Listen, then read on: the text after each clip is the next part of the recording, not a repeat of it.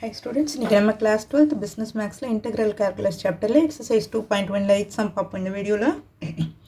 If f dash of x is equal to 8x cube minus 2x and f of 2 is equal to 8, then find f of x ன்னு கேட்டிருக்காங்க இல்லையா.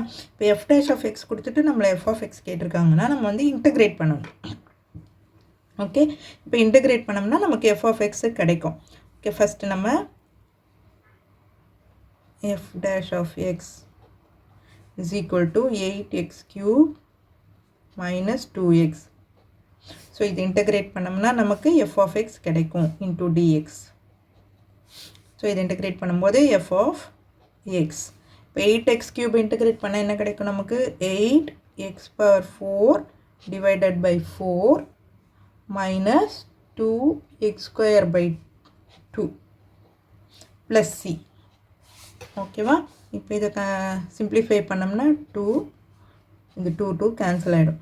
அப்போ 2x power 4 minus X square plus C. So இதுதான் நமக்கு F of x கிடச்சிருக்கிறது.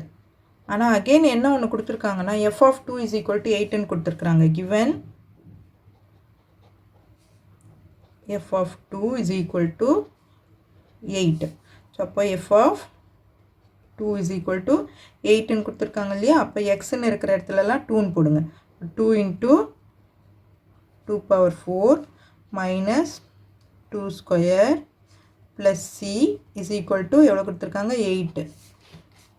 இப்போ 2 power 4னா 16 ஆகும். 16 into 2 32 minus 2 2s are 4ன்னு வந்துடும்.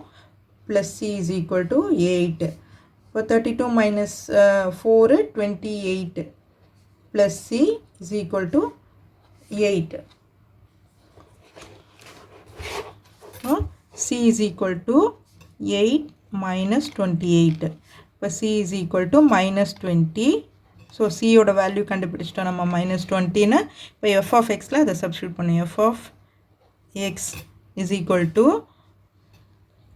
2x power 4 minus x square minus 20. இந்த c ஓட வேல்யூவை அங்கே நம்ம போட்டுட்டோம். ஸோ இதுதான் இந்த சம்மோட ஆன்சர்.